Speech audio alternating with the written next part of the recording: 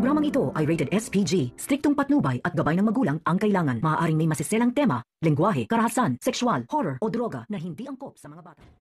Maligayang pagbabalik mga kaibigan, narito ang ating aabangan sa APJ Batang Quiapo. Buo na ang desisyon ni Marites na ipapakilala niya ang kanyang sarili sa kanyang ama na si Don Gustavo. Di siya nagdadalawang isip na puntahan ang mansyon ng kanyang ama na si Gustavo Guerrero at bitbit niya ang mga papeles na binigay ni Don Gustavo kay Tinding noon. Nang makarating na si Marites sa mansyon, unang nakakita sa kanya si Pilar at inagaw sa kanya ang mga papeles. Pero hindi nagtatagumpay si Pilar sa pag-agaw nito dahil biglang dumating si Roberto. Ulat na lang si Roberto nang makita niya ang pangalan ng kanilang ari-arian na hawak ngayon ni Marites. Bigla namang dumating si Don Gustavo. Napatanong na lang ito kay Marites kung kaano-ano nga daw niya si Matilde Asuncion. Hindi nagdadalawang isip si Marites na aminin niya na ina niya si Tinding at si Gustavo ang kanyang ama. Hindi nagdadalawang isip si Don Gustavo na tanggapin niya si Marites na bilang anak. Sabi ni Marites kay Don Gustavo na anak niya si Tanggol at apo niya ito. Nabigla ang lahat sa ibinunyag ni Marites, ngunit hindi matatanggap ni Miguelito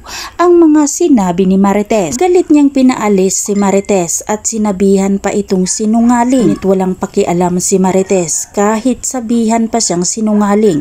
Ang importante sa kanya natigilan na nila ang patayan. Mas hindi matatanggap ni Miguelito ang pagpigil ngayon ni Don Gustavo na paalisin si Marites. Dahil mas pipiliin nga ngayon ni Don Gustavo si Marites na hindi nagsisinungaling kaysa sa kanila. Sa kabilang banda, malaking bakbakan ang nangyari sa sementeryo. Nauna ang mga pulis sa sementeryo para hanapin si Fatima. Ngunit mabilis namang dumating si Tanggol sa sementeryo para iligtas si Fatima. Pinapaputukan nila ni Romero si Fatima, ngunit nakatakbo ito. Sa dumating na si Tanggol para protektahan sila Fatima. Sa huli tagumpay na nailigtas ni Tanggol si Fatima. Samantalang inutusan ni Pilar ang kanyang mga tauhan para ipadukot si Tinding. Gulat na lang sila Tinding nang may biglang pumasok na armado sa kanilang bahay. Saksak si Alfredo at isa pa niyang kasamahan sa loob ng bahay.